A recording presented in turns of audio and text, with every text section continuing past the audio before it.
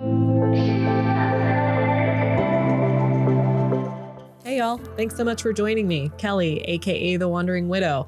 On this show, we will address the many aspects of life after loss and the journey towards wellness and wholeness through exploration of self, planet, and all the relationships that we make along the way. We're going to do so with a little bit of grit, some grace, and a dose of that dark sense of humor. Hopefully you'll laugh. I'll likely cry. Everything's fine.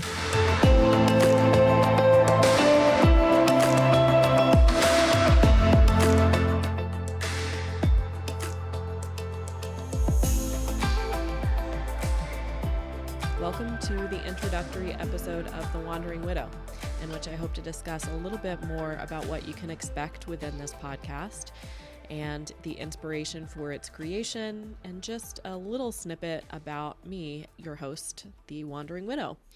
I lost my husband a little over 3 years ago. His name was Clint, and if you knew him, you know that he was gregarious, so silly, loud, really funny, and we loved each other very much.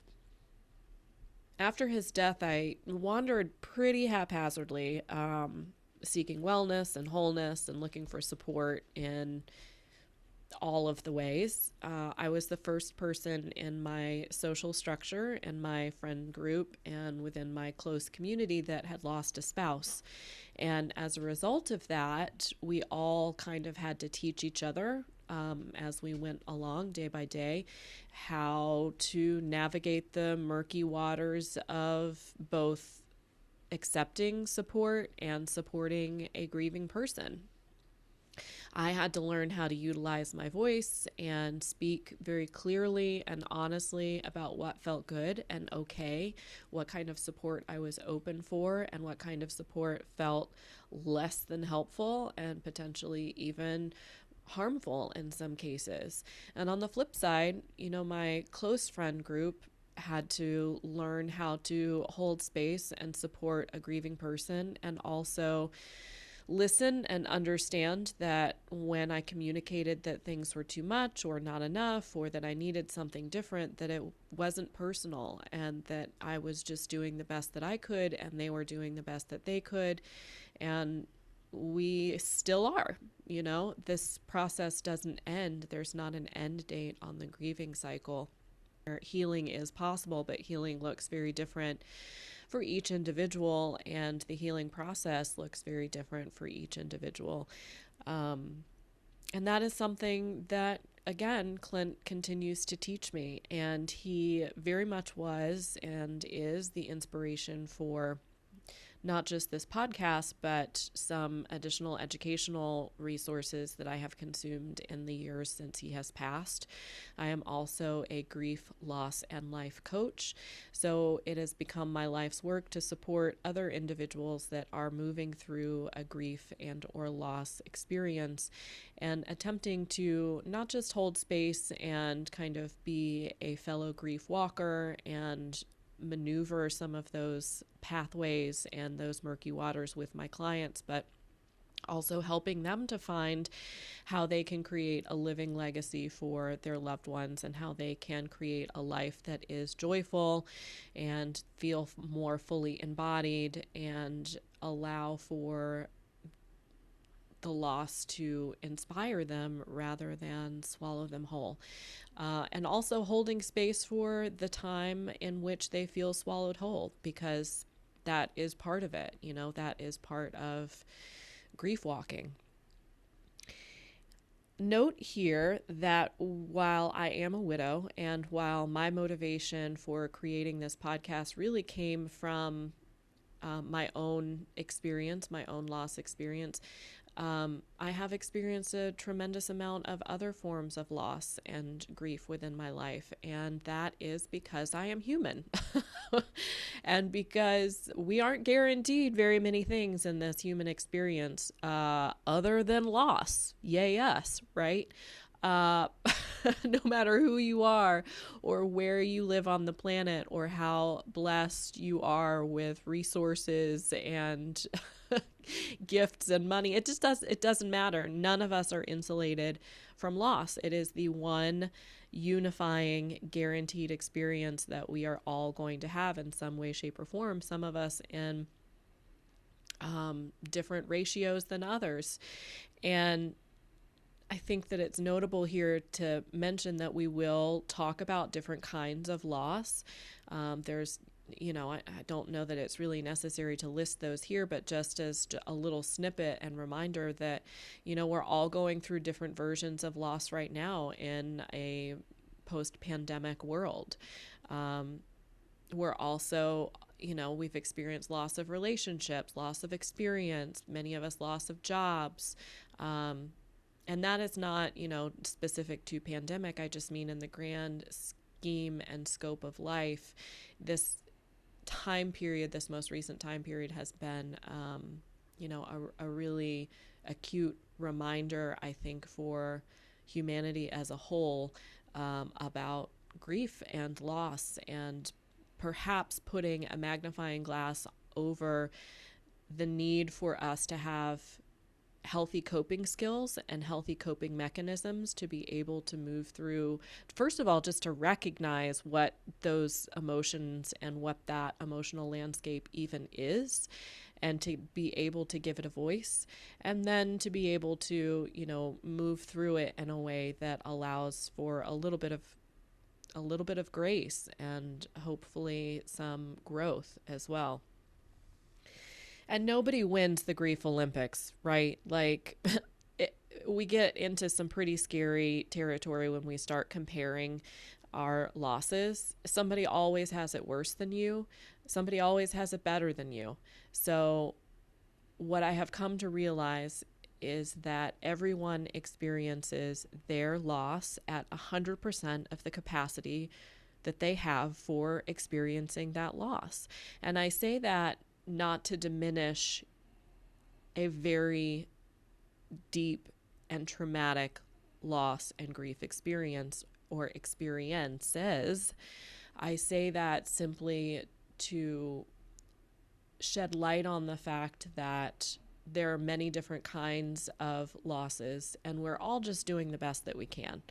Now, that being said, multiple people said to me very shortly after Clint died, when they were attempting to relate to me, well, loss is loss, grief is grief. And I don't necessarily believe that that's true. So I do want to throw that in there as well, that we can relate to one another, and still we will never truly know what another individual is going through. I have several widow friends, and while I can hold space and understand and have compassion, and there is some relatability between us in ways that I don't relate to other people. It's the worst club on the planet to be a member of, one of the worst clubs. And still, I don't know what my dear friend feels. And I can't say that because I am not her.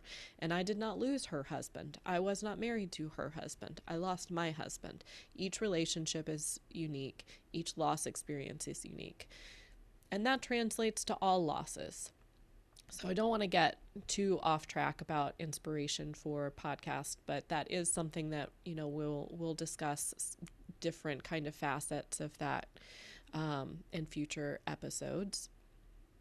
And I know that sounds potentially a little heavy, right? Like grief and loss, not really like super fun topics to cover, but necessary.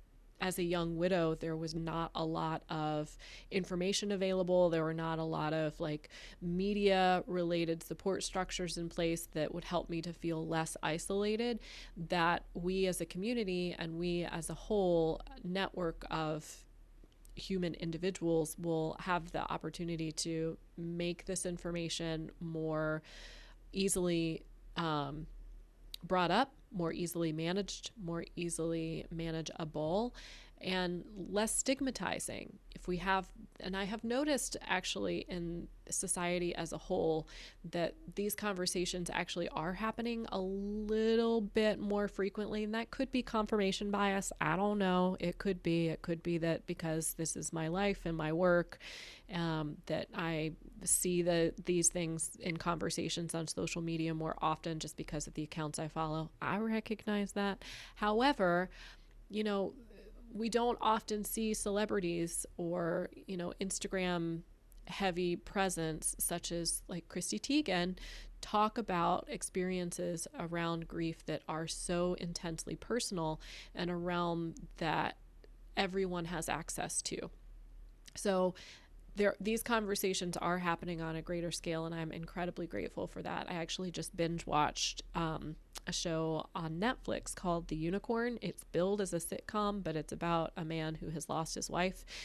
And I don't know if it's funny to anybody else. It might not be. It very well could be a flaming pile of garbage. I don't know. I enjoyed it and appreciated it, but it's because, one, I have a dark sense of humor and laughed at many things that I don't know people would laugh at unless you have lost a spouse.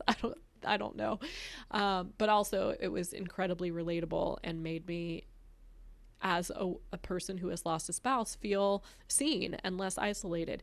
And that was just further validation that these conversations are important, whether they are lighthearted and framed in the way of a sitcom, or they are posted on social media by a celebrity to help to normalize, or in conversations that you have with friends over coffee. So my hope is that this podcast will create some of those conversations, or maybe just create a little bit deeper thought pattern around what you can do for yourself when you experience losses, whether they be, perhaps just a loss, perhaps a loss of experience, or loss of income, loss of relationship, loss of home.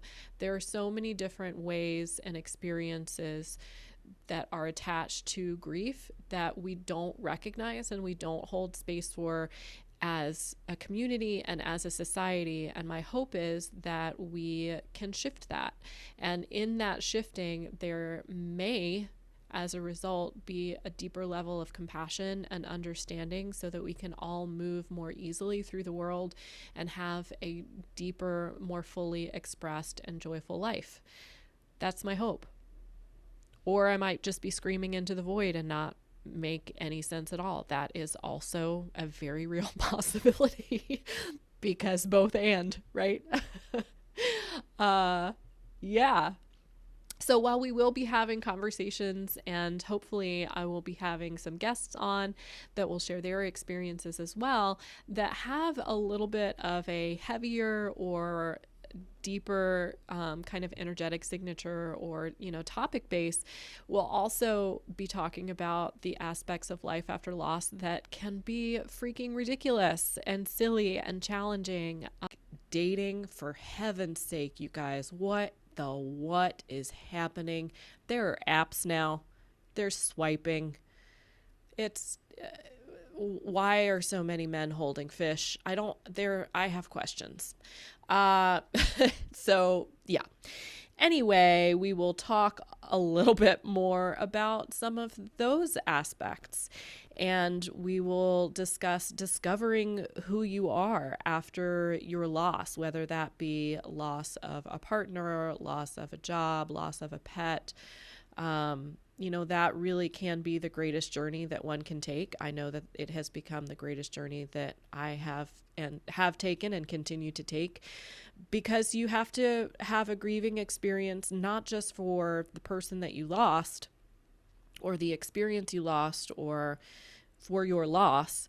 We're also grieving for the versions of ourselves that we lost with them, that died with them.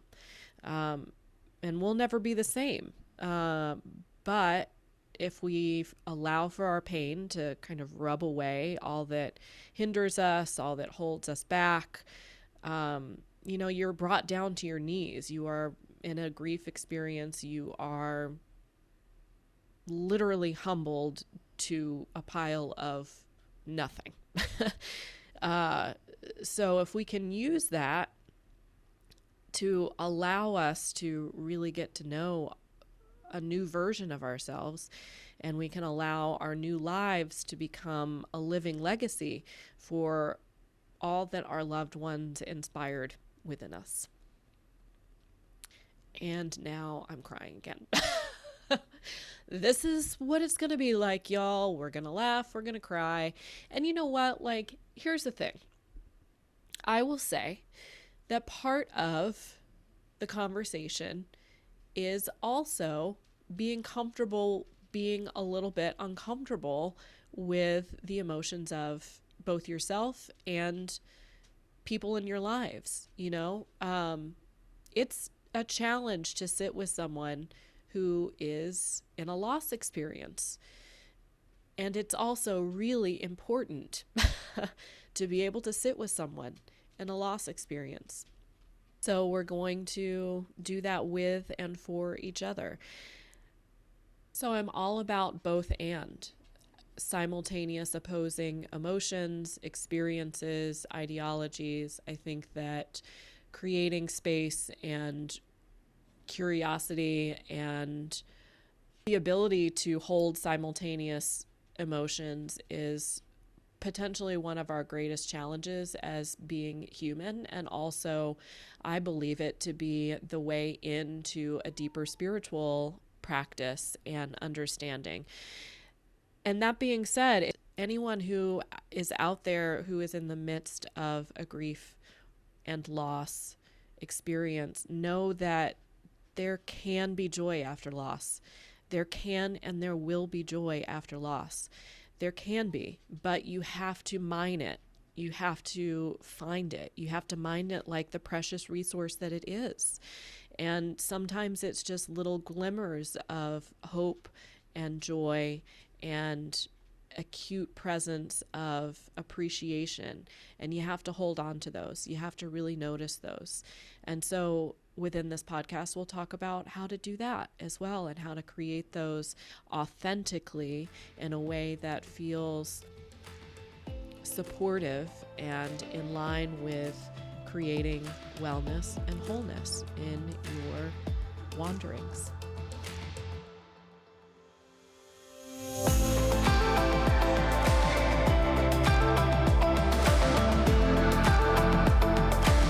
You guys, thank you so much for spending your time with me. I so appreciate you. If you've enjoyed any part of this podcast, I would also really appreciate a quick review, or maybe share the podcast with someone else in your life that you think might also find value in it. If you've got ideas for things you want me to tackle in future episodes, or if you just want to share a little bit more about your own story, you can find me on Instagram at khhealingarts, or you can reach out to me via my webpage. It's khhealingarts.com. I'd love to continue this conversation and get to know you a little bit better. And as always, please know that you are loved, appreciated, and that I hope you are well in all of your wanderings. Yeah, I know that's corny. Doesn't make it less true.